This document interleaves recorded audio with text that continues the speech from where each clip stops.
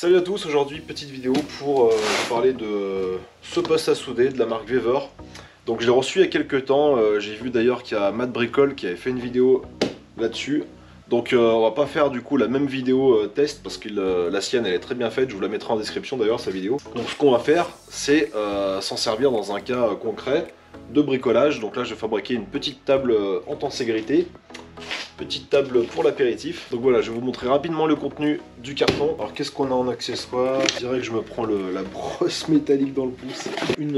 Un porte-électrode, parce que c'est un poste multi-procédé, donc il fait aussi bien le MMA, donc électrode enrobée, le semi-auto, Mig-Mag, avec gaz ou sans gaz. Voilà, on a du tube d'ailleurs pour brancher la bouteille. Une petite bobine de fil fourré en 0,8. Voilà, quelques accessoires. Donc là, ils m'ont aussi envoyé la torche pour souder au TIG. Donc c'est du TIG lift. Alors après, rien d'extraordinaire, hein, c'est un poste à souder. Il est vachement léger pour un poste multi-procédé. Donc celui-là, c'est la version, voilà, je vous mettrai le lien en description, mais c'est la version MIG 250 Wever. Là, on a MMA, en haut TIG lift. Je sais pas si on voit bien. MMA à gauche, MIG à droite. Ok, l'avancée du fil. Bon, ce qui est bien aussi, c'est qu'il n'y a pas trop de réglages. Donc l'avantage pour un débutant, ça peut être assez simple d'utilisation. Voilà, pour le MIG, c'est ici. Donc il n'y a rien d'extraordinaire au niveau des réglages. Donc là, on a ce câble qu'il faudra brancher soit si on soude avec du gaz ou si on soude en non gaz. Donc je vais juste le brancher moi avec le gaz. Parce que le fil fourré, je connais. Moi, le fil fourré, voilà, je m'en sers jamais. On va pas se mentir, hein, je vais même pas dire que j'en ai rarement l'utilité du fil fourré, je ne m'en sers jamais. Je trouve ça tellement plus pratique et rentable de souder avec du gaz, même en extérieur. Hein. Bon, faut pas qu'il y ait trop de vent, mais ça passe quand même. La bouteille, moi, ça me fait 2-3 ans à chaque fois, recharge 80 € en moyenne. Franchement, c'est très rentable avec gaz. L'électrode enrobée, c'est pareil, j'ai vendu le dernier poste il y a quelques mois, donc je n'ai plus d'électrode, donc je pourrais pas tester non plus. Donc on va commencer par brancher la torche. Alors qu'est-ce qu'on a dessus? C'est du 0,8, et ben c'est parfait, c'est ce que j'utilise principalement. Donc là j'ai récupéré ma bobine sur mon autre poste. Donc il y a les premières mises en route. Alors il ouvre un petit interrupteur là très cheap derrière. Ah, je m'attendais à plus de bruit quand même pour un poste comme ça. Il y a juste 2 boutons. Donc il y a juste l'intensité, voilà, voltage il marque ici. Bon, de toute façon il y a 2 réglages, on commence au plus bas. Alors je viens de trouver cette pochette, ça me fait un peu rire parce que je sais ce qu'il y a dedans, vu que j'ai regardé la vidéo test. Et je trouve ça juste hallucinant. Ce qu'ils nous fournissent avec pour souder. Putain, si c'est pas la classe. Et ben en plus on y voit sombre, mais c'est pas non plus ultra sombre, hein. C'est pas des lunettes de soudure du tout en fait.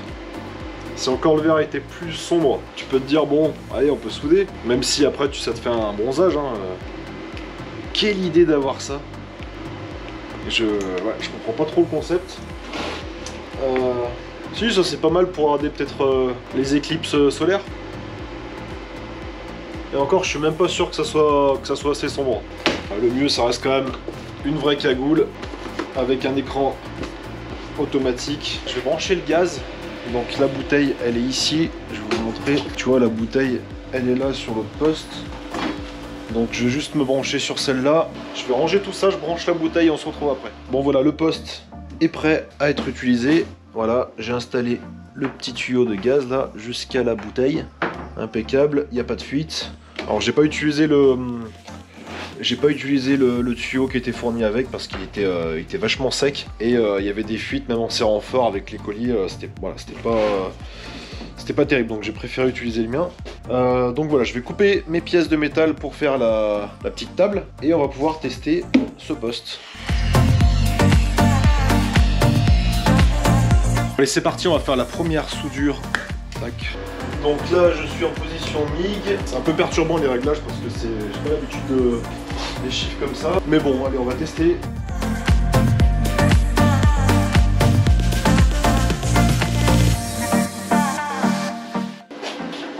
Allez c'est parti, on va continuer. Soudure 8 mm d'épaisseur.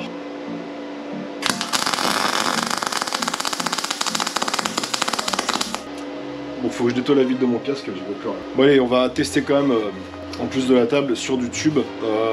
Donc c'est du tube classique de 2 mm d'épaisseur, un tube acier. Pas trop mal le réglage.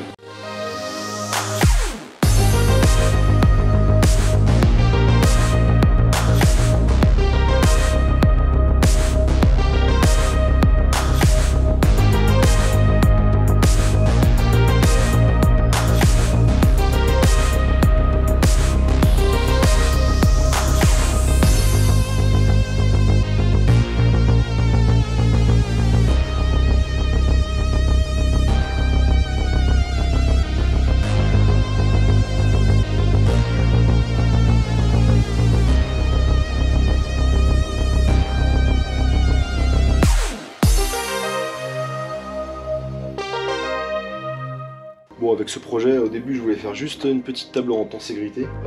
Je vois qu'il y a quand même beaucoup de défauts sur ce format, avec trois chaînes. Donc je pense que ça n'ira pas. Mais on va quand même mettre le plateau pour voir ce que ça donne. Hop là. En tout cas, le plateau, plutôt satisfait. Il faut équilibrer le poids.